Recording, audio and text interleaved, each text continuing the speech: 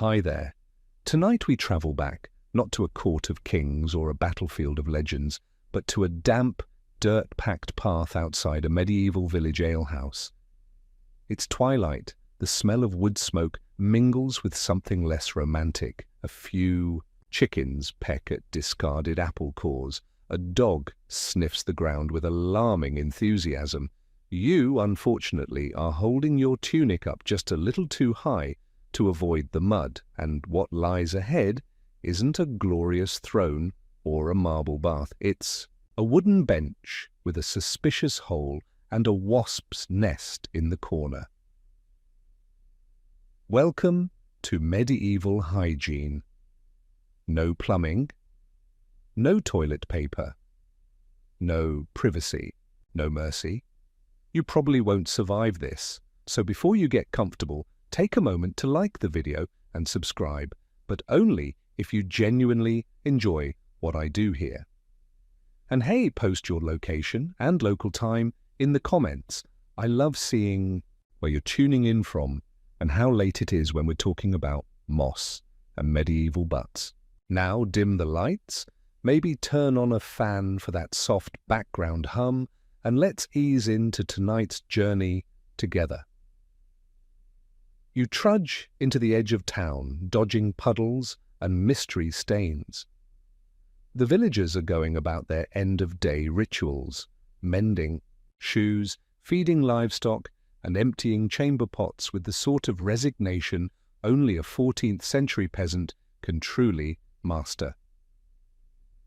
Because here's the thing, in medieval Europe, waste was a constant presence, and not just the philosophical kind. Human waste, animal waste, kitchen scraps, it was everywhere, tucked into alleyways, pooled under bridges, flung casually from windows.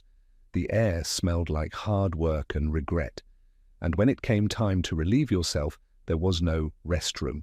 There was, however, a rough wooden structure over a ditch, maybe walled off, maybe not, and a terrifying assortment of materials nearby, all of which someone had, at some point, deemed acceptable for post-poop purposes. Some spots had a pit, dug deep and lined with stones. Others simply hovered over a running stream, which sounds scenic until you remember that drinking water often came from downstream. Sanitation was not so much a science as a hopeful shrug. You crouch, you wince, you do what needs doing, and then you reach. Now, in this moment, your options vary widely depending on your location, your class, and what season it happens to be. If you're lucky, there's a pile of soft moss nearby. If you're not, there's straw, or leaves, or your sleeve, if things get really desperate. Historians still argue whether most peasants wiped at all every time. In harsh winters with icy winds and frozen ground, many people simply bundled up and hoped for the best. Underwear wasn't common. Laundry was scarce. The idea of freshness was relative, but make no mistake, people did care about cleanliness, at least by their standards. They didn't want to reek, they just had fewer tools. So what did they wipe with? Well, pretty much anything that wasn't nailed down. That included bundles of dry grass, flat stones worn smooth by riverbeds, bits of broken pottery, yes, really, more on that later, used wool scraps, their own hand followed by a rinse in whatever water source was nearby, if any. There's a record from a 13th century monastic rulebook suggesting that if no cloth was available, a monk could use a smooth stick, wetted, which raises more questions than it answers. Smooth by whose standard? Wetted with what? Let's not forget the chamber pot. Most people kept one under the bed or in a corner of the home. Used mostly at night, it was often emptied into the street in the morning with a cry of "Gardyloo" in places like Edinburgh, or more often with no warning at all. Wiping after a chamber pot session was its own adventure. In wealthier homes, cloth might be provided, though rarely laundered with any frequency. In poorer households, the family likely shared scraps. Not ideal. But then again, neither is living in a single-room cottage with 6 siblings and a goat, and yet people survived. They adapted. They developed little systems and routines. You might wipe with straw in the field, moss by the river, or a rag on market days. You might even steal a page from an old book if the script was fading and no one was looking. Which brings us to one very unfortunate fact. There was no right way to wipe. There was only your way, and you learned it by trial, error, and more splinters than you'd care to admit. You pull your tunic back down, shake your head, brush off your hands onto your cloak, because that's what it's for. And you rejoin the village as if nothing ever happened. Because in the Middle Ages, everyone wiped, they just didn't talk about it. You rise from the latrine platform, if you can call 2 planks nailed over a ditch a platform, with the grace of someone who has just realized they forgot to check what exactly they wiped with. Was it moss, a scrap of wool, a particularly sad-looking cabbage leaf? No time to look now. You dust your hands off with the kind of confidence only medieval villagers could muster and walk on. Because in this era, when wiping was an improvisation and not an expectation, you learned to adapt quickly. Let's talk about nature's toilet paper, the stuff that grew, fell, or floated by, just waiting to be put to use. Leaves, of course, were a favorite. Broad ones, soft ones, dry but not brittle. Birch, mullein, dock, and plantain were commonly used, depending on your region. Mullein, in particular, was a luxurious choice, soft, velvety, and sometimes referred to as cowboy toilet paper in later folklore. You'd pluck a few leaves, stack them neatly like a weird little salad, and do your business. But there were risks. One wrong grab, and you might find yourself clutching a nettled leaf, its tiny spines injecting irritation where you least wanted it. There are, believe it or not, records of this happening. A German manuscript refers to a pilgrim who grieved most terribly from the leaves he did not know, which in this context is both heartbreaking and slightly hilarious. Moss was another natural favorite. Abundant in moist regions, especially in the British Isles, moss offered a plush, absorbent texture. You could peel it off stones or trees in handfuls, and it held together surprisingly well. It was also reusable, sort of. Some particularly thrifty individuals rinsed and dried their moss, leaving it out like wet socks on a line. It's unclear how often this was done. Scholars continue to debate whether dried moss was a seasonal necessity or just an act of desperation. Gras was a mixed bag, better than nothing but prone to crumbling and not particularly absorbent. Long blades could be twisted into a sort of makeshift cloth. Unfortunately, they often contained little surprises like insects, burrs, or seeds that clung to fabric and other things. River reeds and cattails were also known options, especially for people living near wetlands. The long, fibrous stalks could be peeled apart, softened in water, and used like an early version of tissue paper. Not exactly 2-ply, but innovative for the time. Flat stones worn smooth by riverbeds made another surprisingly common tool. Cold, yes, rigid, absolutely. But in the absence of anything soft, a stone offered a clean edge and, if you were lucky, a bit of warmth from the sun. There's archaeological evidence from Viking sites and Anglo-Saxon settlements showing stones positioned near latrine areas, their rounded edges suggesting deliberate use. And then there were the sticks. No, not just any stick. Ideally one that had been debarked, smoothed down and wetted with water or vinegar. Sometimes wrapped in cloth or moss like a primitive Q-tip for your behind. These were particularly used in communal privies or monasteries, where hygiene mattered. A bit more, and we'll talk about that later. For now, imagine carefully selecting a wiping stick like it's a wine pairing. Ah yes, a slender birch branch, clean lines, a hint of woodland aftershave. Of course, all these natural options came with their own seasonal problems. Winter. Leaves are scarce, moss freezes, stones are embedded in ice. You either saved some from autumn, a practice some households actually attempted, or you braved the consequences. Maybe snow itself became the solution. Cold, yes, but undeniably clean. One French nobleman wrote a brief but pained journal entry after being surprised by a drift and left refreshed, but dismayed. We've all been there. Spring, things got easier. The world bloomed, leaves were abundant, and wiping became a slightly more hopeful act, but through it all, the guiding principle remained: use what's nearby. Don't waste what's valuable, and above all, don't touch anything green unless you know it's not going to fight back.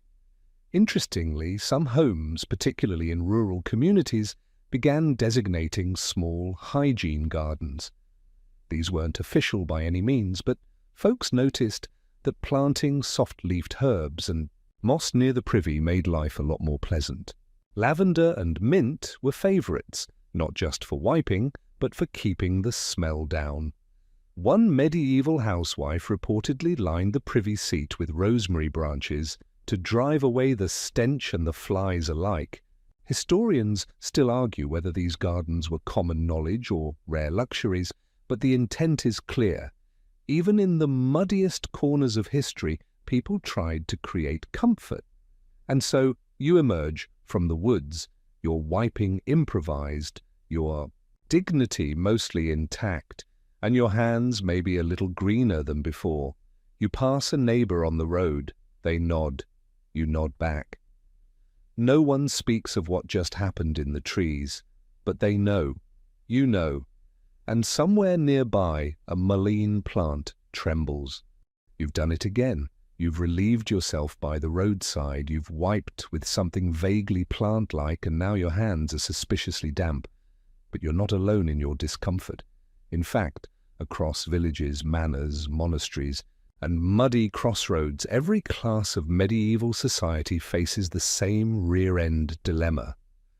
And while peasants had nature's scraps, nobles had, well, slightly cleaner scraps. Let's talk about cloth. Real, woven fabric. It was, in a word, precious. Not something to soil lightly. In medieval Europe, linen and wool were the most common fabrics, but producing either required time, labor, and cost. Every square of cloth came with effort behind it, harvested flax, spun threads, and long hours at a loom. You didn't wipe casually with something that took a month to weave. Still, cloth was used, especially old cloth, fragments too worn for way, clothes too patched for undergarments, too ugly for even the dog's bedding.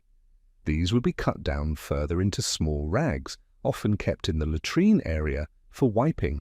They weren't washed often, if ever, and were reused until they disintegrated or were carted off with other refuse. If you lived in a manor house, you might find a basket of cloth scraps in the garderobe chamber, resting beside the shaft where your waste fell into the moat or courtyard below. Some castles even had designated wiping cloths, though this was rarely written about directly. Instead, we find mentions of rags for the hole or wool for the seat. Subtle, but clear enough. The challenge, of course, was hygiene. Wool was durable, yes, but it absorbed moisture and odors. Linen was softer and dried faster, but frayed easily. Neither offered that squeaky clean feeling. But they beat straw, which brings us to straw. Yes, actual straw, dry, fibrous, and plentiful. It was used not only to line floors and soak up spills, including unpleasant ones, but also for wiping. Bundles could be kept near privies and outhouses, torn apart and twisted into soft enough clumps. It was rough, sure, but it didn't cost anything. The downside, it splintered, and sometimes it moved. There are scattered accounts, usually buried in monastic letters or court records, of unfortunate wiping incidents involving insects nesting in straw bundles. One friar in Flanders writes with dismay about a creature most small and hostile, hidden in the sheaf, which gave me grievous fright in my bottom. This may be the most politely written account of someone discovering a beetle mid-wipe. Still, straw remained a standby, especially in barns, field latrines and rural homes where cloth was simply too valuable to waste on backsides. Now some communities got clever. Clay tiles, flat, thin and often broken, were occasionally used as a sort of one-time scraper. Not common and not ideal, think wiping with a pottery shard, but sometimes found in archaeological digs near latrines. There's even a term in Latin for certain types of hygiene-related pottery fragments, suggesting they may have been used deliberately. Other creative tools included corn cobs in post-harvest seasons, ouch, rope ends soaked in vinegar, and, in wealthier homes, soft leather scraps, possibly oiled for smoothness. Leather had to be treated and carefully stored, and wasn't exactly flushable, though flushable wasn't a thing yet anyway. Historians still debate how widespread these tools were. Some argue that cloth was reserved for nobles and clergy. Others note that even peasant homes kept rag bundles near the hearth or bedside, suggesting that everyone, at some level, used fabric, just not the same quality of fabric. Then there's the question of reusability. Cloth rags were rarely single-use. Most were reused until they fell apart. Some were rinsed, usually in streams or buckets kept for that purpose, while others were simply wrung out and hung to dry. This created what one medieval writer described as a most pungent linen tree, presumably a line strung across a courtyard, dotted with former wiping cloths blowing gently in the breeze. Charming. Of course, this was all deeply private. Few spoke openly about it. Even among family, wiping was kept discreet. Cloths were hidden behind wooden panels, stored in carved chests labelled simply "spare," or tucked into pouches for personal use. Some noblewomen, particularly during menstruation, carried their own hygiene kits, small leather bags containing folded linen squares, herbs, and perfumed cloths. Whether these were used for wiping or more general freshness is unclear, but the implication is there. Medieval people didn't ignore hygiene. They just lacked consistency. And then there were the unexpected moments. Visiting a neighbouring manor, for instance, and discovering they used nothing at all, simply squatting, shaking, and standing up again like nothing had happened. Some travellers brought their own cloth. Others just hoped for the best. It all depended on where you were, who you were, and what you could afford to part with. So you, after your walk through the fields, return home. Your tunic is dusty. Your boots are caked. And somewhere in the corner of your hut sits a small wooden chest with a bundle of old cloth, frayed at the edges, maybe with a bit of embroidery from its previous life as a sleeve cuff. You don't say a word, you just lift the lid, fold a piece in your hand and carry on. Because in the Middle Ages, comfort wasn't guaranteed, but a cleanish wipe, that was worth its weight in wool. It's dark in the monastery. Thick stone walls press against the night, muffling the sounds of wind, distant owls, and the occasional snore from Brother Aelfric's cell. A candle flickers low near your writing desk, and the scent of warm beeswax mixes with the faint, lingering tang of old parchment. You shift your robes and feel the need. And so, barefoot and sleepy-eyed, you pad softly through cloistered halls toward the latrine, or, as the monks call it, the reredoter, literally, rear door, which is either charming or unsettling depending on your mood. Here's where things get interesting. Because while much of medieval society improvised their wiping with what nature or neglect provided, monasteries were surprisingly advanced in the bathroom department. Let's begin with the structure. Monastic latrines were often multi-seater affairs, long stone or wooden benches with holes carved evenly apart, perched above flowing water channels that carried waste away. A kind of early sewer system built for humility and practicality. No privacy walls, no screens, just a row of seated brothers doing their business under the guiding principle that modesty applied to speech, not to anatomy. And yet, while everything about the process was communal, the cleanup remained personal. You sit, you contemplate, you reach for the tool of choice, a sponge on a stick. Yes, that ancient Roman invention, the infamous tersorium, didn't die with the empire. It simply went monastic. Affixed to a short wooden handle, the sponge could be dipped into a water bucket, rinsed clean, and used gently. Some were soaked in vinegar between uses. Others were scrubbed with salt to renew their purity, as one Benedictine rule book put it. But here's the twist: they were shared. Yes, you did not keep your own sponge stick. They were communal, like the pews or the bread at mealtime. And, while efforts were made to keep them clean, changing rinse water daily, sun-drying sponges when possible, the hygiene standards were debatable. Historians still argue whether sponges were truly sanitized or just rotated frequently enough to keep the worst infections at bay. One theory suggests that higher-ranking monks got the cleaner tools, while novices got what was left.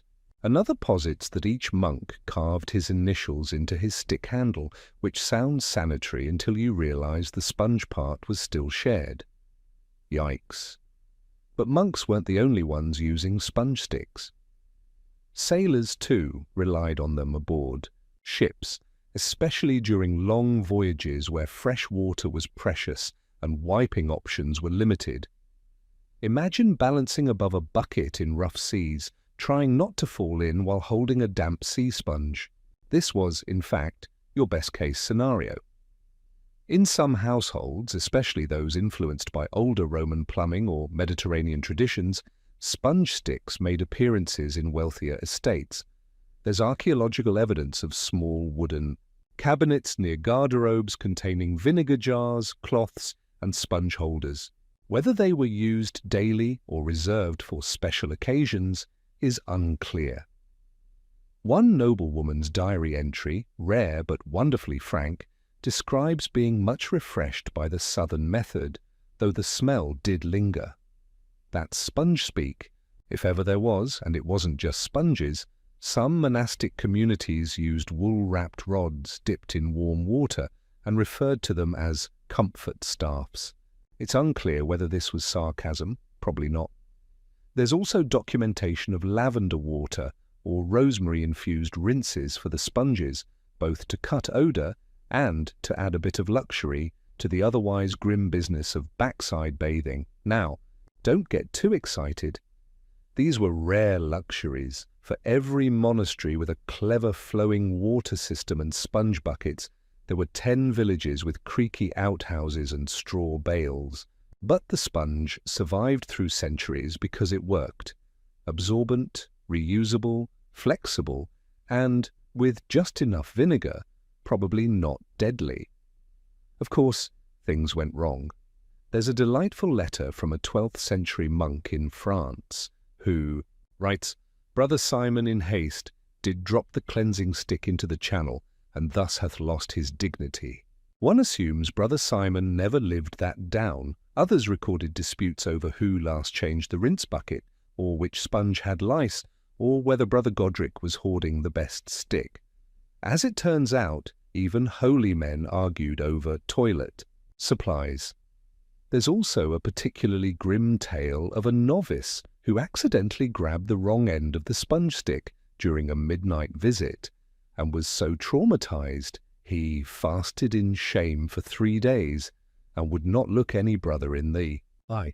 It's these little stories, half tragic, half comic, that remind you just how human everyone was, even in their robes and sandals, even in silence, even when hunched over a hole in the floor with a sponge in hand.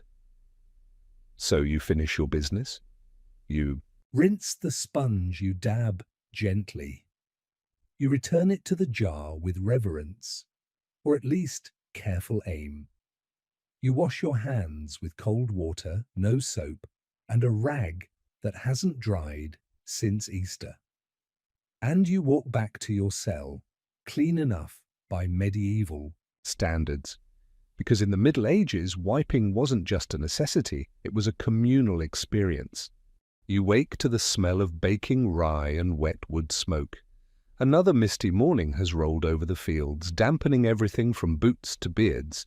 As you make your way out of the cottage, past the chicken pen and that suspiciously still pile of hay, you notice a group of villagers heading toward a long wooden structure tucked behind the church. It's the communal privy, and yes, you're going too. Because in the Middle Ages, when most homes didn't have a dedicated toilet space, many villages built shared latrines for public use. Simple, open, drafty, and, oddly, social. You open the creaking door, step inside, and take a moment to absorb the ambience. A row of round holes carved into a wooden bench that runs the length of the back wall. Beneath it, a deep trench, sometimes filled with hay, sometimes with yesterday's regrets. The scent? Earthy, tangy, with a hint of soapwort and seasonal humility. You take a seat beside a stranger and try not to make eye contact. Because here, wiping wasn't just a private ritual, it was a community routine, and the etiquette around it was both subtle and weirdly strict. First, you don't talk at all. Conversation in the privy was considered deeply improper. Even casual greetings were frowned upon. People would enter, nod, maybe, then proceed to handle their business in contemplative silence. Second, you don't look down the trench. Just don't. It's a void you cannot unsee. Third, and most important, don't hog the rag. Yes, there was a shared wiping cloth. It hung on a peg or sat in a small wooden box near the door, typically soaked in vinegar between uses or so. You hoped it was meant to be rinsed after each use, wrung out and replaced. In some towns there were rotation rules. One side of the cloth for one day, the other side the next. Flip it over on Fridays, burn it if someone from the tannery uses it. These weren't written down, but they were known. Break them, and you'd be shunned faster than a soup thief. You pick up the cloth. It's damp. It smells like rosemary and fear. You do what you must, and you rinse. Now, in some communities, especially near monastic settlements, these privies were surprisingly well maintained. Water channels ran underneath, sometimes diverting runoff from nearby streams to flush waste away. In cities, though, the trench was simply cleaned out by hand, usually by gong farmers, whose story we'll dig into soon. Inside these spaces, hygiene was collaborative. Buckets of ash or herbs were sometimes scattered into the trench to mask odours. Mint, lavender, and sage were popular, not for cleanliness necessarily, but because they helped make the place slightly less terrible. Still, these places were rank, overrun by flies, damp in the summer, freezing in winter. Splinters were everywhere. One wrong step, and your wooden shoe might fall straight through the hole, a moment from which many never emotionally recovered. Historians still argue whether people preferred to use communal privies or simply went outside when they could. Some records suggest that nighttime visits to the woods or hedgerows were far more common, especially among women and children who disliked the public nature of these spaces. And then there's the matter of class. If you were wealthy, you didn't use the communal privy. You had your own garderobe in the castle tower or behind a curtained alcove. Servants might carry in warm cloths, vinegar water, or even scented rags. Some nobles had dedicated latrine rooms lined with glazed tiles and herbs, not because they worked particularly well, but because they looked fancier. If you were not wealthy, and most weren't, you had two choices: go outside or join the queue at the public latrine. And here's where things get a little peculiar. Some privies had carved seat designs, distinguishing them by gender, rank, or size. Others were marked only by tradition: the right side for women, the left for men, the far end for the miller's wife, who always brought her own cloth and judged yours. There are even some records of latrine disputes escalating into full-blown brawls.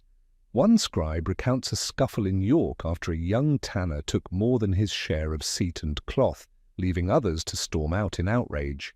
He was fined a full day's wages and made to clean the trench, justice, medieval style. Over time, communal privies became places of strange social significance. Not conversation, mind you, but observation. People noticed who went often, who stayed too long, who emerged looking guilty or smug. These unspoken cues shaped gossip, suspicion, and silent alliances. You finish your turn. You nod again, this time with quiet triumph. You rinse the rag in the vinegar bucket. You wring it out.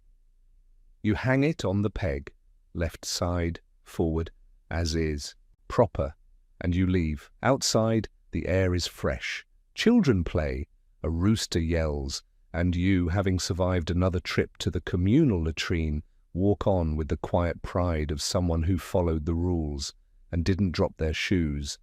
You've made it past the privy. The breeze is kinder now, the smell fading behind you with every step.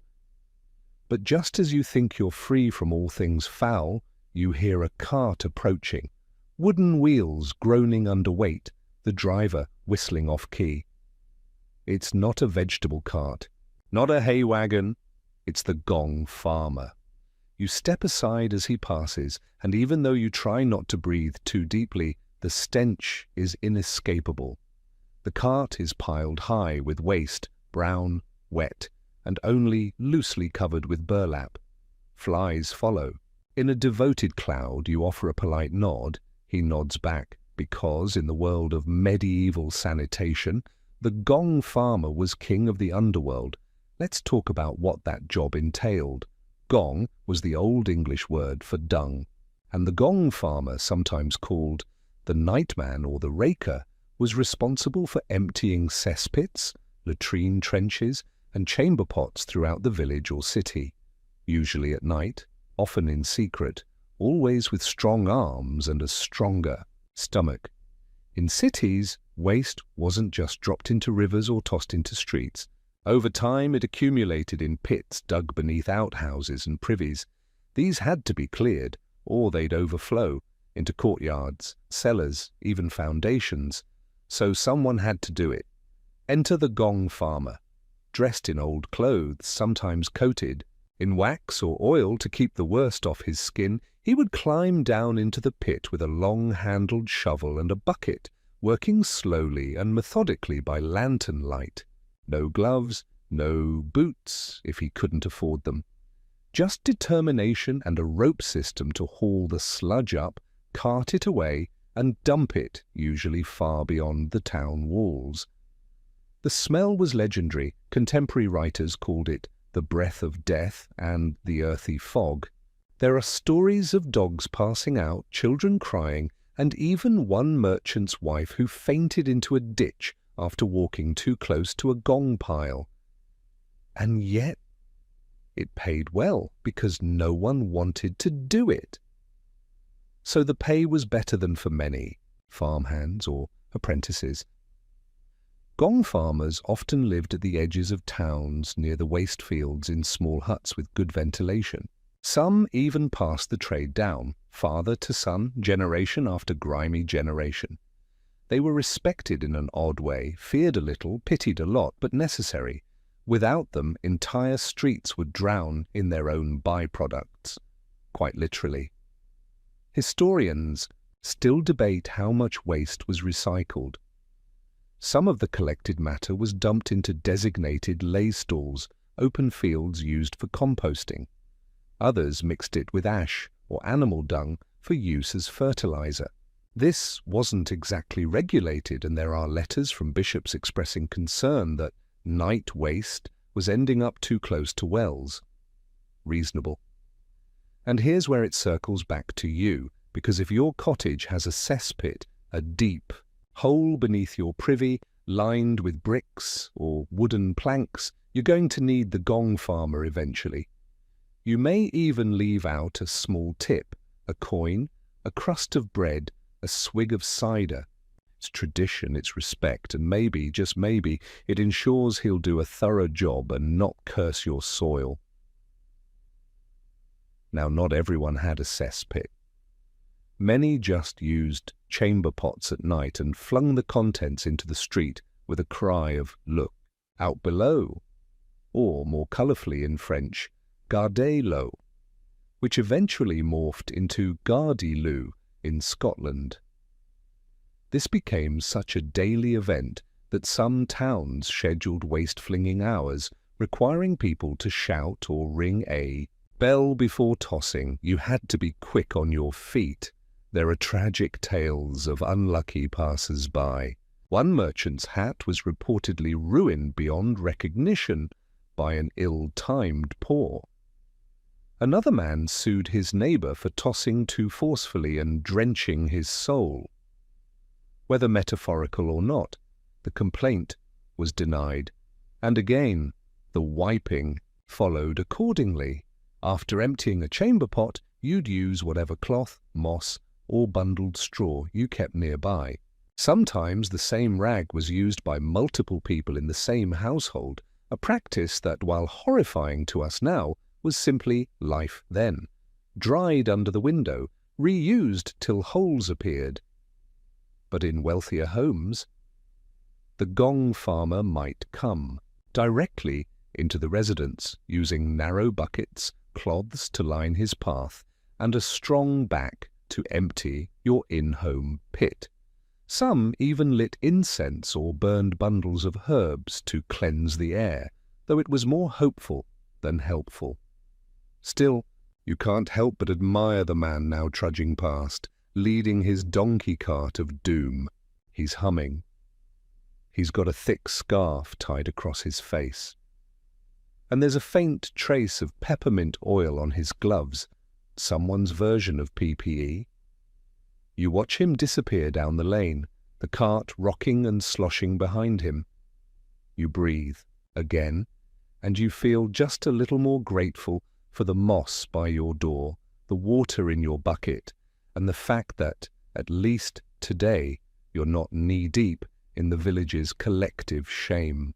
The next morning, you wake with sore knees and a scratchy throat, the price of sleeping in a drafty loft above goats and under a thatched roof that leaks with impressive inconsistency. Still, it's market day, and you've got 2 cabbages, 1 turnip, and a plan. Sell the vegetables, buy a bit of soapwort, and ask around for some cleaner rags. Because let's face it, that cloth by the chamber pot, it's had a life. As you trudge into town, the stalls are already busy. Fishmongers shout their daily specials, bakers wave steam-filled loaves under noses. And then there's the apothecary's booth, always a curious spot, where herbs, oils and mystery powders are sold with promises of better digestion, clearer dreams, and yes, improved hygiene. And here lies the heart of today's conundrum. What did people use when they actually wanted to feel fresh? You see, medieval folk weren't oblivious to bodily discomfort, quite the opposite. They knew the misery of an itch, the chafing of rough fabric, and the very specific horror of dried mud, meeting dried something else. So when they had the means, they sought out things to make wiping and living a little more tolerable. Enter herbs, soaps and scented cloths. One popular choice, soapwort, a leafy plant that produces a gentle, frothy lather when boiled and beaten. Used mostly for cleaning linens and hair, it was occasionally applied to cloths meant for wiping, particularly in wealthier homes. The idea wasn't to scrub, it was to soothe. Another favourite was mallow root, which, when mashed and steeped, turned slimy and smooth. Herbalists claimed it reduced irritation and provided slippery mercy. We'll leave that image to your imagination. Historians still argue whether such herbal preparations were common in peasant households or remained the luxury of monasteries and manors. Some suggest travelling herbalists sold mallow-laced cloths, while others insist most villagers stuck to moss and prayer. But there's no denying that people knew which plants helped. Plantain, chamomile, yarrow, these were all part of the medieval hygiene toolkit, not always for wiping directly, but for infusions, poultices, or washes used afterward.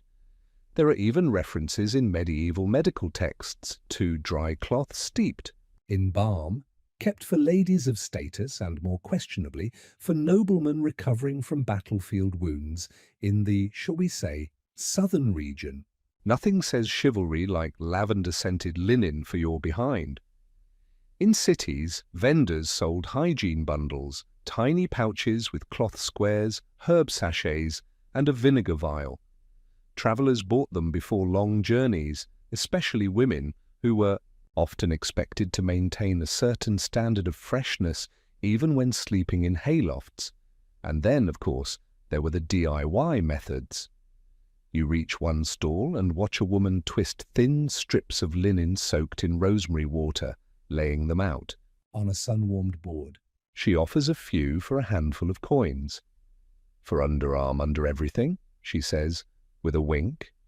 You buy two, unsure whether you'll use them or save them for guests, if you ever have any.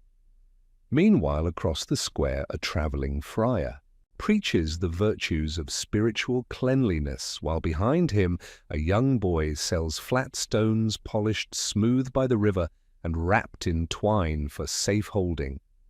They're advertised as multi-use, but everyone knows what they're for. You buy one anyway.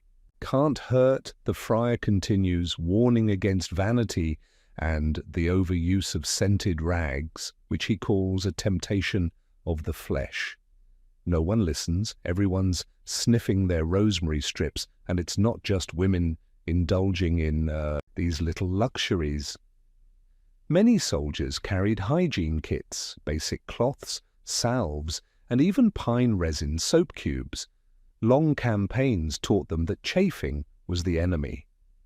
One knight famously wrote home asking for more balm for my sore bottom than for my sword arm.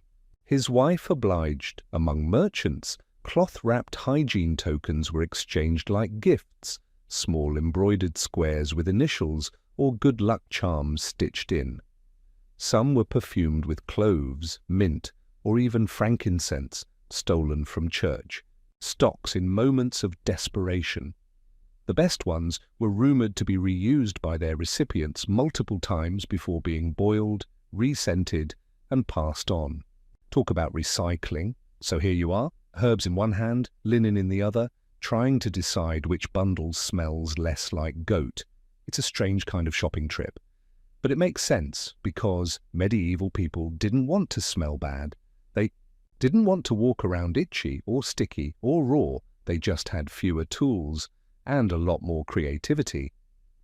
You head home, your basket now full of practical luxury. No one will admire your new wiping cloths. No one will ask about the vinegar sachet. But when the time comes and you crouch awkwardly behind the barn, you'll know you've wiped with dignity and rosemary. The sun dips low as you return from market, and with it, a chill slips quietly into the air. You set your basket down beside the hearth, untie your cloak, and realize, with a mix of dread and acceptance, that it's time to do laundry. Not your clothes, not your bedding, your wiping rags. Now we've danced around this part of the process for long enough. Let's face it, whatever material you used, unless it was moss or a leaf that went straight back to the earth, had to be cleaned. And in the Middle Ages, that wasn't a task for the faint of heart or weak of stomach. You gather your used cloths, carefully folded if you're tidy, loosely wadded if you were in a hurry, and carry them out to the wash tub. It's a simple wooden barrel, cracked in a few places, but still holds enough water for the job. You pour in a bucket of river water, cold and murky, then stir in a generous scoop of wood ash. Why? Because ash was the medieval detergent. When soaked in water, it produced lye, a mildly caustic agent that helped break down oils, and yes, human residue. Then comes the scrubbing. A paddle, a rough stone, or just your bare hands. You dunk, you scrub, you hold your breath. This was a job often given to servants, young apprentices, or, when no one else would do it, the housewife herself, and not just once a week. Some homes washed wiping cloths daily, especially if the family was large or had young children. Historians still argue whether people really reused cloths as regularly as records suggest, or whether those references reflect wealthier households. In poorer homes, a single rag might be used all week, or longer. It depended on how much linen you had, how close the river was, and how tolerant your nose could become. As you work, you remember that medieval soap wasn't the luxurious, honey-laced bar you might imagine. It was often made from animal fat, lye, and sometimes urine. Yes, human urine, which contains ammonia and acts as a natural cleanser. A few soap makers even preferred stale urine, letting it ferment in jars for weeks to enhance the effect. It's said the best soap came from golden pots left long in the sun. You try not to think about that too much. Once scrubbed, the cloths were rinsed again and again in clean water if possible, sometimes boiled if the household had a large enough pot. Some added herbs like thyme, sage, or juniper for scent and supposed purification. Finally, they were hung to dry, usually near the hearth or out on a bushy hedge where the wind could whip through. There's even a word for this practice in some dialects, rag airing, a task so mundane that it rarely appears in historical chronicles, and yet, like firewood gathering or bread kneading, it kept the household running. If you were particularly mindful, you'd sort your cloths after washing, thicker ones for cold days, softer ones for sore days, and that one scrap with the stitched border reserved for guests should they ever need it. Hospitality took many forms, and then you might store them in a clean wooden box with dried herbs or even in a small linen pouch. Some homes tied a lavender sachet to the bundle, not only for scent, but to keep moths and mice from turning your hard-earned hygiene into nesting fluff. Still, even the best rags had a lifespan. After a few weeks of reuse, they frayed, they tore, they became more whole than cloth. And when that happened, they were finally burned, tossed into the hearth, folded like a farewell, and turned to ash to begin the cycle again. It's worth noting that many women's guilds, especially those related to spinning or laundry, had codes around cloth hygiene. In some towns, rags were marked with dye to distinguish their purpose. Blue for kitchen, green for wiping, red for sickness. It's unclear how strictly these colours were followed, but the idea of colour-coded sanitation suggests that people cared more about hygiene than they're often given credit for. Of course, not everyone had access to cloth. If you were truly poor, you might rely on scraps from a butcher's stall, old woolen sleeves, or shredded sacks. The most desperate accounts describe the use of coarse hemp cord, twisted and wetted, then pulled between the legs like a floss of fate. A shuddering thought, but one that echoes through records of famine, and war. You finish your rinsing, arms soaked to the elbow, and lift the clean cloths into a wicker basket. You pause for a moment, watching the steam rise from the tub, thinking of all the hands that have done this same chore year after year, village after village. Wiping may not have been glamorous, but it was work. And work in the Middle Ages was sacred, so you hang the cloths by the fire where they'll dry overnight. And you settle down with a mug of small beer, hands wrinkled, clothes splashed, but proud. Because few things say civilized like a stack of clean rags ready for tomorrow. The wind howls outside as you nestle into bed, a thin straw mattress over rough-hewn boards, the scent of smoke and sheep lingering faintly in the rafters. Somewhere in the next room, someone coughs, someone else turns over and mutters. And then, you remember, you forgot to bring in the chamber pot. Too late now, you'll just have to hold it until dawn. But this tiny discomfort gets you thinking, what happened when people couldn't go outside to do their business, when it was too cold, too dark, or too dangerous? The answer was simple, if a little inelegant. They went in the pot. Let's examine that humble porcelain ancestor, the medieval chamber pot, known by many names, Jordan, Bordeloo, nightjar, or simply the pot. It was a mainstay in homes from peasant cottages to royal bedchambers. Yours, if you're lucky, is made of glazed ceramic. If not, it's hammered pewter or even carved wood, lined with a bit of wax or cloth to slow seepage. It sits just under the bed or beside the hearth, always within reach when the urge calls at an inopportune moment. You crouch, you go, and here's the thing: you don't wipe yet because many people didn't keep rags or cloths with the pot itself. Instead, they'd wait until morning when the pot was emptied, either outside or into a larger container, then clean themselves using whatever method was available at the time: a cloth, some water, maybe moss stored in a jar. In wealthier homes, the pot might be carried away by a servant, emptied into the garden trench or cesspit, rinsed if you were lucky, and returned to its hiding place by sunrise. One unfortunate chambermaid described her job as chasing the stink from room to room, which feels both poetic and painfully accurate. Some homes used a close stool, an early version of the commode. It looked like a chair, often padded, with a liftable lid and a chamber pot fitted inside. You could sit with dignity, read a psalter, and pretend you weren't just 2 feet from your laundry basket. Nobles loved them, servants less so. Historians still argue whether these stools were used daily or reserved for illness and nighttime emergencies. What we do know is that they were status symbols. Some were ornately carved with embroidered cushions and brass fittings.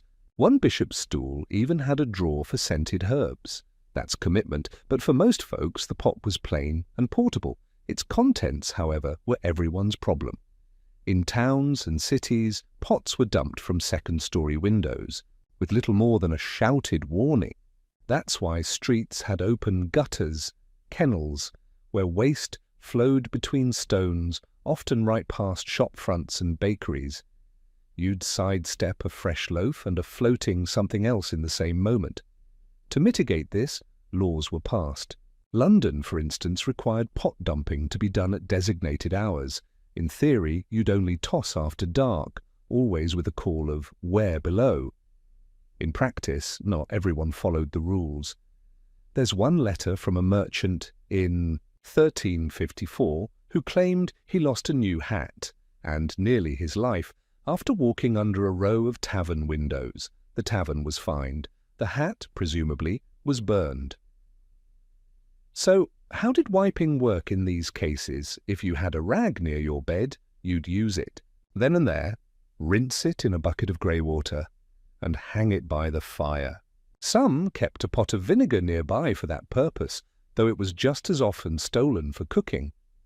Others waited, They'd hold on to their discomfort, walk gingerly to the garden trench, come morning, and only then perform the full ritual.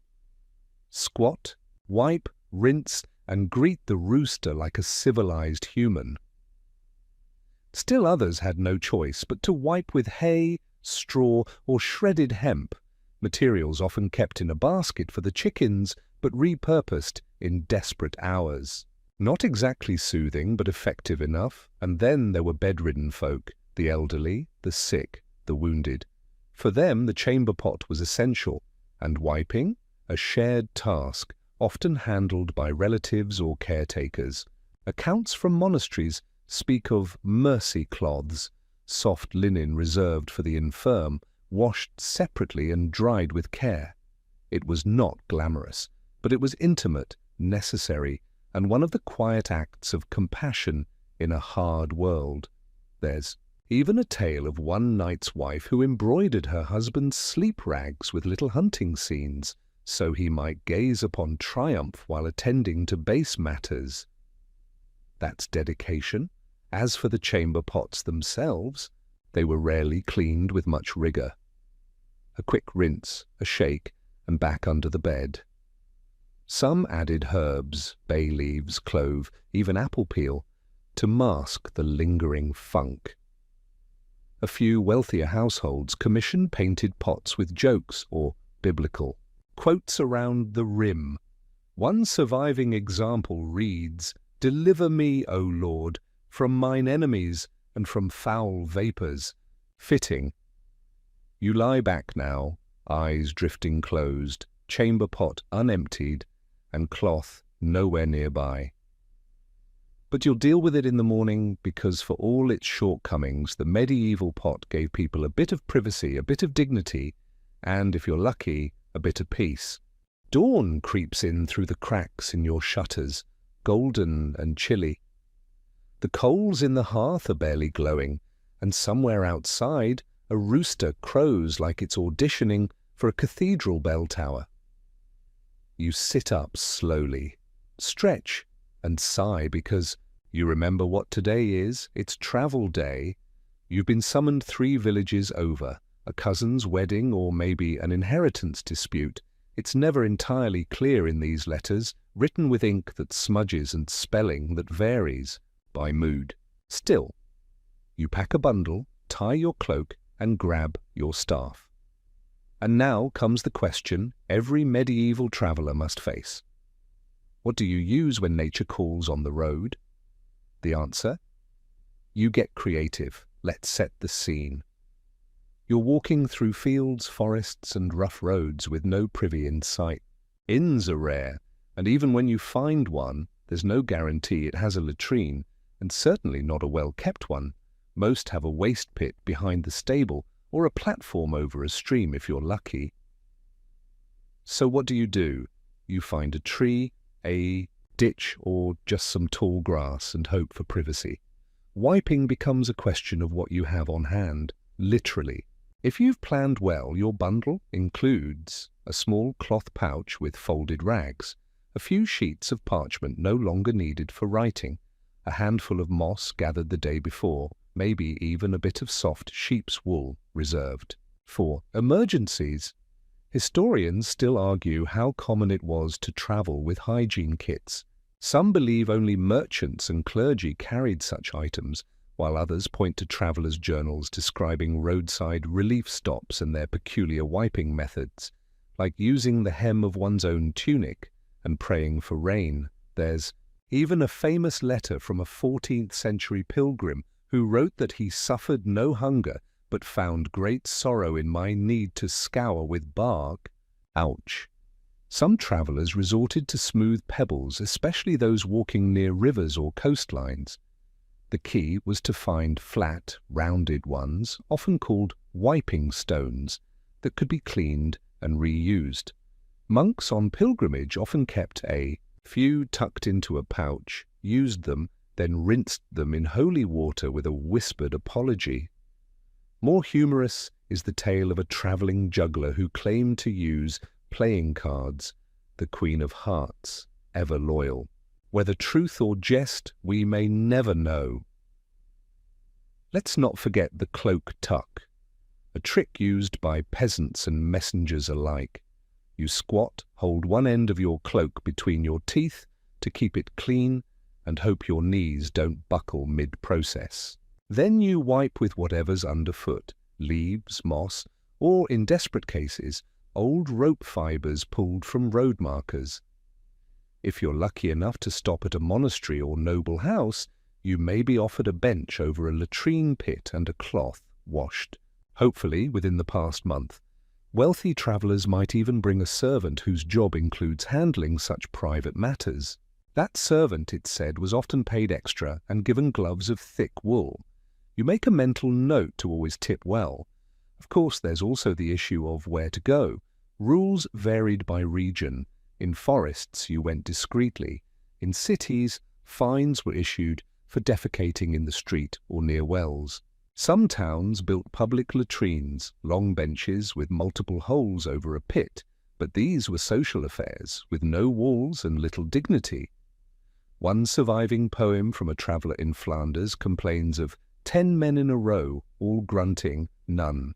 Polite, describing the communal latrine as a hall of shame and sound. But you? You find a quiet clearing, crouch near a mossy stump, and handle things as best you can. You use your softest rag. You rinse it in a stream, shake it out, and hang it from your walking stick to dry as you continue. A strange banner, perhaps, but a practical one. And here's the twist. Some travellers just didn't wipe, not because they didn't want to, because they couldn't. In winter months, materials were scarce. Cloth froze, water turned to ice. So they bundled their backsides in layers of linen and hoped to sweat through the problem. It's theorized that some simply waited until they returned to a home, hearth, and wash basin before attending to more thorough matters. You trudge on, thankful for your fresh rag and not too sore thighs, and as you pass a crossroads you tie a bit of blue ribbon to the post, a travel custom meant to ward off discomfort and ensure safe rest stops. Tonight you'll sleep in a hayloft or maybe under the stars. And if nature calls again, well, you've got moss in your pocket and no shame left to lose, because on the road, wiping was a challenge, but it was never optional. By nightfall you've made it to the village, though calling it a village might be generous. A few timber-framed homes huddle along a muddy lane, their chimneys coughing out wisps of smoke. You're waved toward the barn by a stooped man with more teeth missing than present, who offers you a spot in the hayloft and a bowl of something that may once have been soup. You're grateful, you're exhausted, and you're already wondering about one thing. How do you stay clean when you're surrounded by filth? Because wiping, as vital as it is, was only one part of medieval cleanliness. Just like today, people had their own ideas, some practical, some wildly optimistic, about staying fresh and fragrant despite the mud, the livestock, and the general lack of plumbing. Tonight, you're introduced to one of the oldest methods, the personal washcloth. Known in some circles as a dry rag, scrub square, or simply my cloth, this little square of linen or wool was kept close, often tucked into a belt pouch, or hidden in a sleeve. It was used for wiping sweat, dust, and, when necessary, other more intimate areas after a hurried visit behind the stable. Many travellers had two, one for the face, one for not the face. You double-check your pouch to avoid a very regrettable mix-up. To freshen up, you find a bucket of grey water, the leftover rinse from someone else's wash, and splash a bit on your cloth. You scrub under your arms, around your neck, and, discreetly, anywhere else that feels neglected. You notice the cloth is rougher than you'd like, and so you dip it into a herbal infusion left near the hearth. It smells of marjoram, sage, and something sour. You gently wring it out and pat yourself down again. It helps. A little. In wealthier homes, this would be the moment for a basin bath, a Shallow bowl filled with warm water set on a stand beside the bed. A servant might bring in cloths, oils, and even heated stones to maintain the temperature. The bather would clean their hands, feet, and intimate parts in a specific order, starting with the face, always ending with the backside. Rags were rinsed in a separate bowl and hung near the fire to dry. Historians still argue whether this kind of nightly wash was common or rare. Some suggest that people in cities, where public bathhouses were frequent, washed more often than their rural counterparts. Others claim that in plague years people avoided water altogether, fearing that opening the pores would let disease in. Still, even in the countryside, people did care about hygiene. They just adapted to the limits of their environment. One woman, in a Yorkshire diary, wrote that she washed her lower limbs and seat with a cloth soaked in ale when water froze in the pails. She claimed it kept her warm and clean. Whether that's accurate or optimistic is anyone's guess, but it's resourceful. For the truly well-off, there were even cleansing sponges imported from the Mediterranean. Dipped in vinegar or wine, they were thought to be gentler on the skin than coarse wool or moss. Some nobles carried personal hygiene kits with little labelled drawers, cloths, salves, even a scented pomander to hold under the nose while doing the less pleasant parts of the routine. And then there was the dry wipe. No water, no herbs, just a brisk scrub with a dry cloth or strip of soft leather. It was fast, portable, and better than nothing. Some travellers, especially soldiers or messengers, kept a small hygiene stone, a flat, smooth object used to scrape away grime and, on occasion, dried waste. One soldier's journal from the 1200s refers to it as "my discipline stone," which tells you all you need to know about how enjoyable that was. You finish your own ritual with a few quick pats behind the ears and wrap your cloth in a strip of clean linen for the night. Not perfect, but certainly better than nothing. You lie down in the hay, cloak wrapped tight, and stare at the wooden beams above. Mice scurry, an owl hoots. Your muscles ache, but your skin feels a little less grimy than it did an hour ago. And, in a world without soap bars, hot showers, or quilted paper, that counts as luxury. Because in the Middle Ages, cleanliness was an act of will, a daily battle against the elements, the livestock, and your own sweat glands. It wasn't glamorous, but it was essential. You tuck your cloth under your head like a pillow.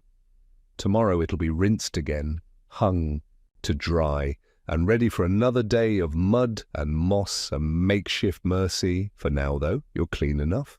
The morning comes early, ushered in by hooves on cobblestones and the unmistakable sound of a goat sneezing directly beneath your floorboards.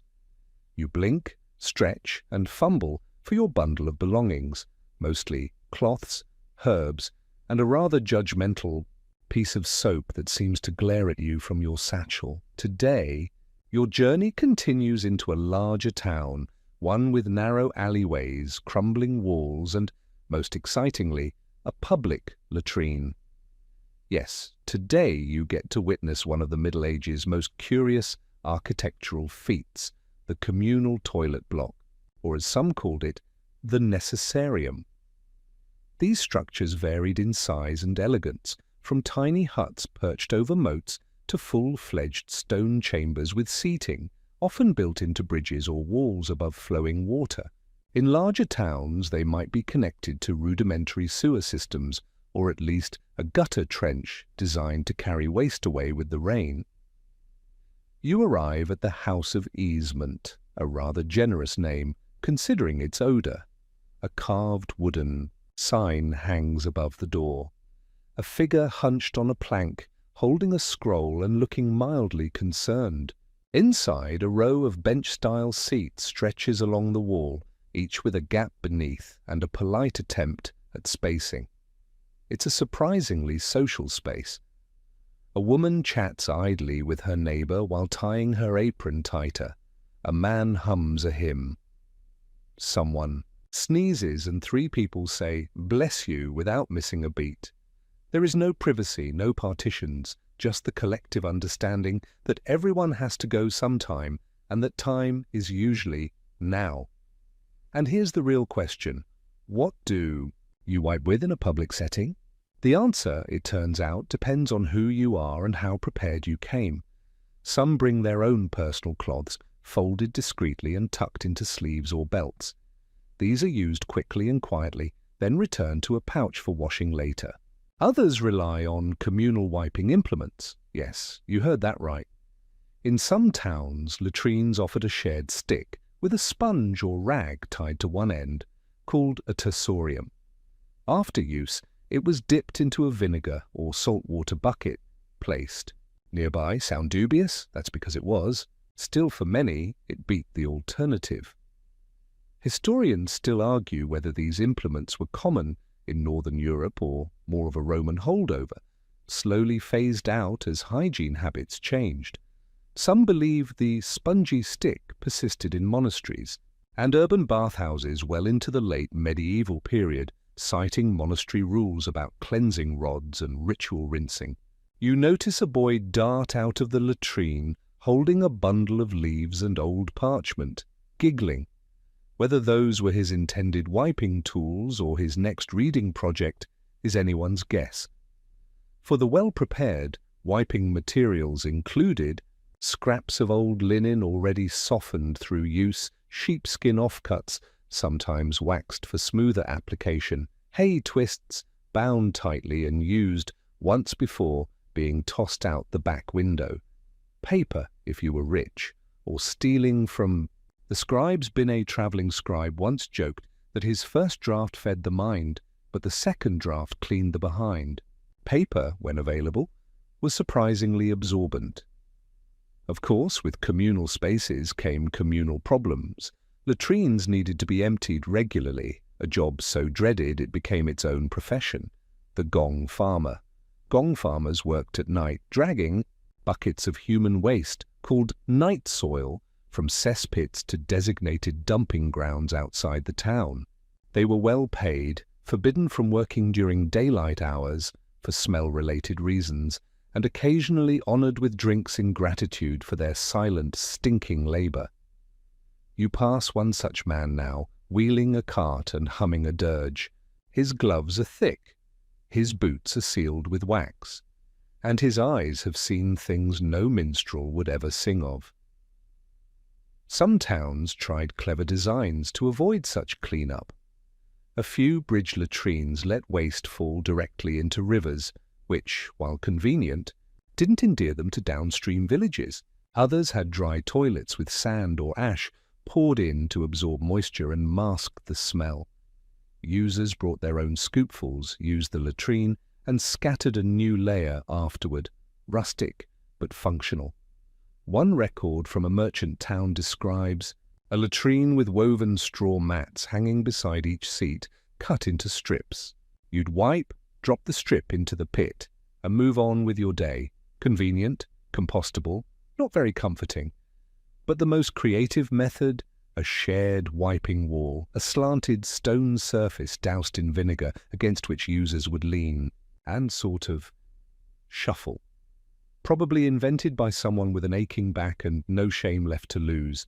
You finish your own business quickly, pulling out your trusty cloth and giving thanks that you came prepared. A rinse in the vinegar bucket, a quick dry against your cloak, and you're back on the street, head held high. Because even in the crowded cities, even in the worst-smelling stalls, wiping with dignity was possible, if not always pleasant. You leave the latrine behind, its door swinging gently in the breeze, and merge with the crowd. Everyone's moving, selling, shouting, living, and all of them, at some point today, will be searching for a rag, a sponge, or a strip of hay. Because the march of civilization has always included a quiet, humble truth: everybody wipes. By the time you've made it out of town and back onto the open road, the sun is high, your feet are sore, and your satchel feels heavier than when you started. Probably all that moss and extra rags you picked up at the apothecary. It's been a long journey, and as the day stretches on, your thoughts drift to the more stationary folks, monks, nuns, and those who spent most of their lives in monasteries. Because if anyone in the Middle Ages had time to perfect wiping rituals, surely it was the clergy, and you wouldn't be far off. Monasteries, unlike chaotic town centres or makeshift village huts, often had dedicated latrine buildings, sometimes called reredatas, attached directly to dormitories. These weren't just holes in the ground. They were part of an engineered system, often built above running water, with wooden or stone seating and a channel below for, shall we say, removal services. You might expect monks to be lax in their bathroom habits. After all, they had prayers to chant and manuscripts to copy. But hygiene was surprisingly important. Cleanliness was next to godliness, and wiping was a daily discipline. Inside a reredata, each monk had a designated seat. Cloth partitions were rare. Silence and humility provided all the privacy one could hope for. Monks would bring a personal cloth or use a shared sponge on a stick, often dipped in a communal bucket of salt water or vinegar after each use. These buckets were refreshed regularly, at least according to the rule books. Whether that happened in practice remains, let's say, questionable. Historians still argue whether these sponge tools were cleaned between uses or merely swirled a bit and set aside. Some believe wealthier abbeys had multiple implements per person.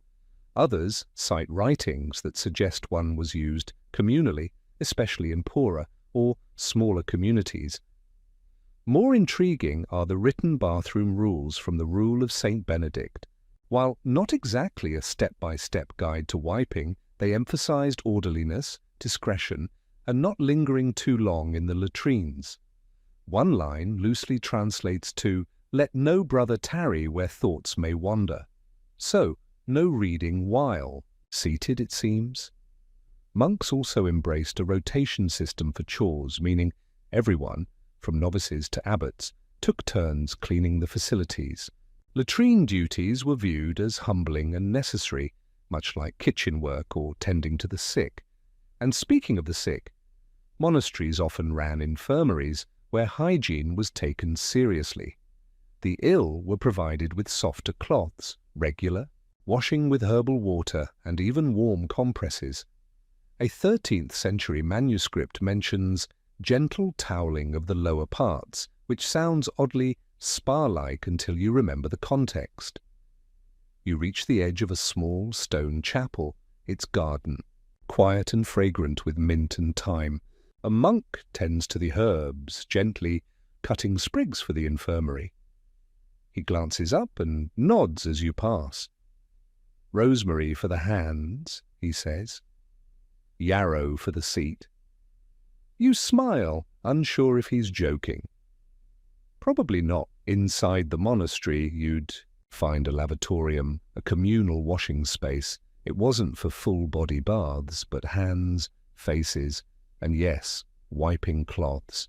Hooks lined the walls where monks hung their personal hygiene rags to dry after scrubbing them with lye soap and beating them on stones. The smell was memorable. There are even records of wiping schedules where monks washed their cloths every third day, rotated their wiping stones weekly, and replaced worn fabrics with scraps from worn-out habits. One order sewed their initials onto their cloths with red thread to avoid accidental swaps. Of course, there were quirks. Some monasteries insisted that wiping be done standing, not sitting, to avoid idleness. Others permitted sitting, but discouraged humming or sighing. Why? Because bodily function, while necessary, was not an occasion for indulgence. Humour was discouraged even in the privy, and yet monks found their ways. Some carved tiny prayers into the walls near their seats, short, enough to read while squatting, but meaningful enough to keep the mind from wandering into dangerous territory. One, still legible in a surviving monastery latrine, reads, "God cleanse not just the body, but the thought." Poetic, really. Nuns, too, had structured routines. Though fewer records survive, many convents maintained similar hygiene practices, communal latrines, individual cloths, and strict privacy rules. One abbess wrote that a clean habit begins with a clean heart and a clean bench. You make a note to embroider that on a pillow someday. You move on, back into the sunlight, marveling at how much thought and effort went into something so basic.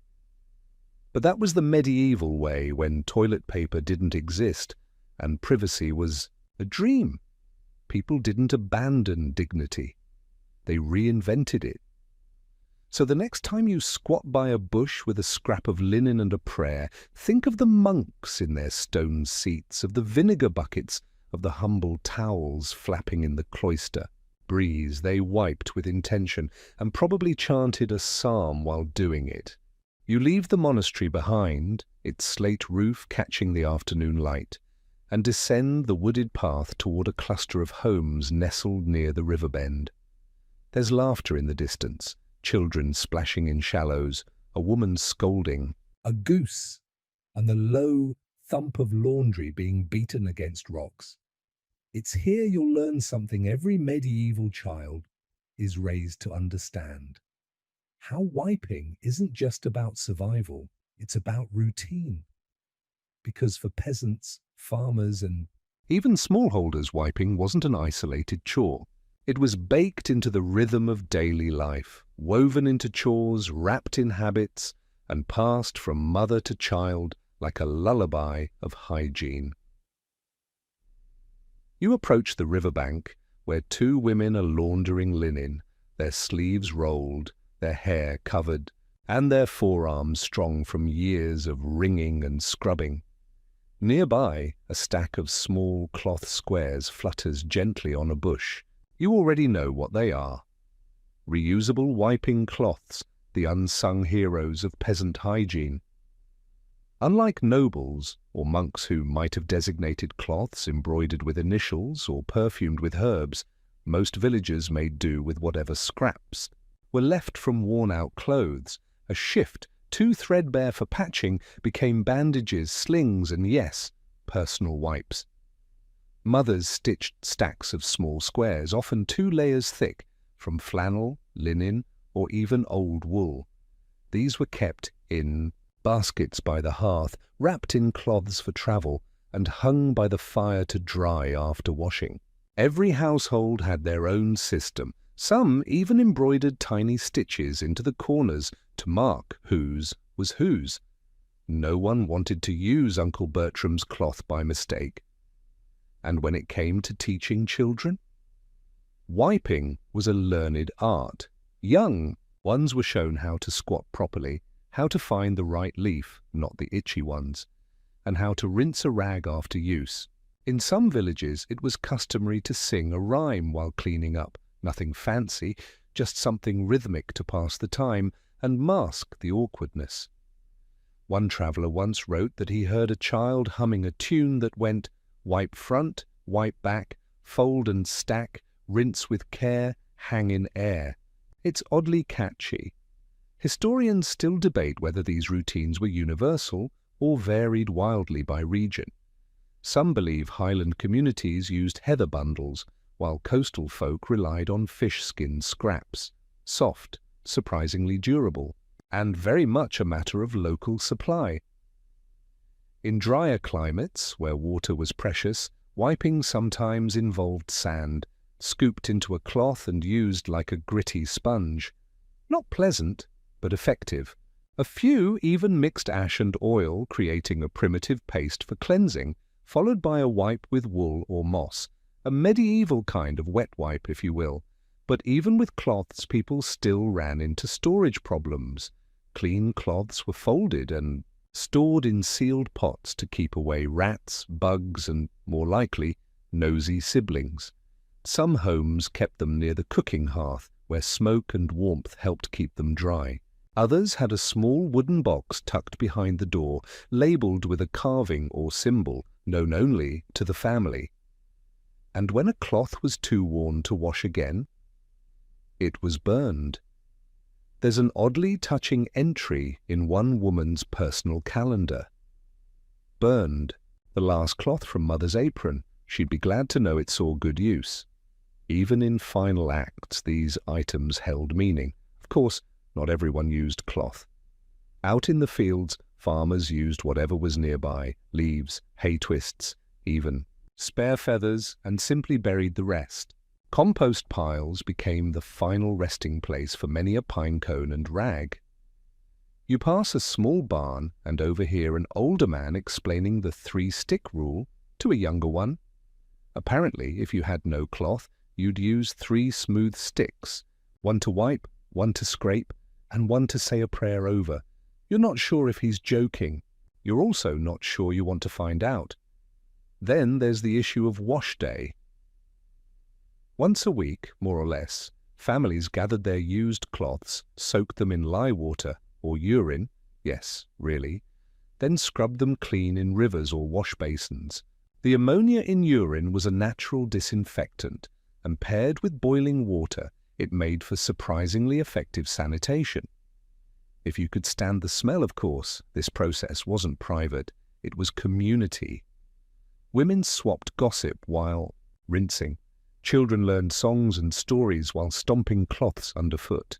It wasn't glamorous, but it was bonding. You find a flat rock near the water and sit, watching steam rise from a pail of heated wash. A girl carefully dips her family's wiping rags into the bubbles, then stirs them gently with a stick. She hums the same rhyme you heard earlier, wipe front, wipe back, front, wipe. And you realize something. For all its crude tools and pungent methods, the medieval world was built on rhythms like these, habits formed not out of vanity but necessity. Wiping wasn't about luxury, it was about order in chaos, about small comforts in a world of mud and thatch. You close your eyes and breathe in the scent of soap, wood smoke, and thyme. And you remember wiping, in all its earthy glory, is part of what makes us human. Evening settles over the village like a woolen blanket, soft, heavy, and tinged with the scent of stew and smoke. Lanterns flicker behind shutters. Somewhere a lute plays a tune you can't quite place, and a baby wails in the distance, promptly hushed by an older sibling who's probably been through this many times before. You're seated near the hearth now, bowl in hand, watching the firelight dance across worn stone walls. Around you, the day's chores slow to a final hush. The last rags have been rinsed, folded, and pinned by the fire to dry. It's time, finally, to think about bed. And what that meant for medieval folks when it came to one last topic in this grand, gritty journey, nighttime wiping. Because yes, even in the pitch dark, with aching feet and a chill in the air, nature had its own schedule. And few things brought more dread than waking up at midnight, needing to go, and remembering the outhouse was 3 fields away, with no torch. So, what did people do? They improvised. The humble chamber pot, a ceramic, wood, or even metal bowl kept discreetly under the bed, was a staple of nighttime life. You didn't leave the house if you could help it. You squatted, used the pot, and, most importantly, you wiped. Families kept a stack of cloths nearby, often draped on a hook or folded in a low drawer. Cloths were reused, rinsed in a basin in the morning, and boiled on laundry day. In wealthier homes, there might be a separate pot of vinegar water just for rinsing the used cloth immediately. Some even had lids for their chamber pots, not out of modesty, but to avoid accidental kicks in the dark. If you were poor, though, or just caught off guard, you might reach for something more, well, disposable. A bit of hay or straw, a dry corn cob, yes. Really, more common in later centuries, but the principle was the same. The ever-faithful flat stone warmed by the hearth, or, as one peasant quipped, the corner of a forgotten curtain. There are records of nightcloths sewn with extra padding, used not just for wiping, but for absorption if someone didn't quite make it to the pot. A traveller once wrote of renting a bed in a cottage where the cloth was already warm from earlier use, a detail he did not find charming. Historians still argue about sleeping arrangements and how communal beds affected hygiene. In many homes, especially among the lower classes, entire families slept in one room, sometimes even one bed. This meant discretion, yes, but also shared access to pots, cloths, and the awkward knowledge of who had cabbage soup for dinner. In monasteries, the reredoter was often closed at night. Monks used personal chamber pots called close stools and followed strict rules about disposing of waste before sunrise. One abbey required that monks wash their hands and their wiping cloths immediately after use, even if it meant standing in freezing water before matins. You lie back now thinking of all those quiet moments. The mother wiping a baby with a soft square of linen, the soldier on watch squatting behind a cart and muttering about brambles, the noblewoman in a brocade robe frowning at the smell of rose-scented wool, and of course the simple peasant who, long after the fire had died, reached for the cloth, tucked under the bed, and whispered a prayer that it wasn't still damp. Because in the end, all roads lead back to the same humble need, the same rituals, the same quiet, sometimes comical attempts to stay clean in a world that was constantly trying to make you dirty. And it wasn't glamorous, it wasn't easy, but it was real. Now the fire is down to its last glowing coal. The crickets chirp lazily outside the shuttered window, and a breeze tickles the back of your neck through the thatch. The village is still, even the goats have given up on bleating.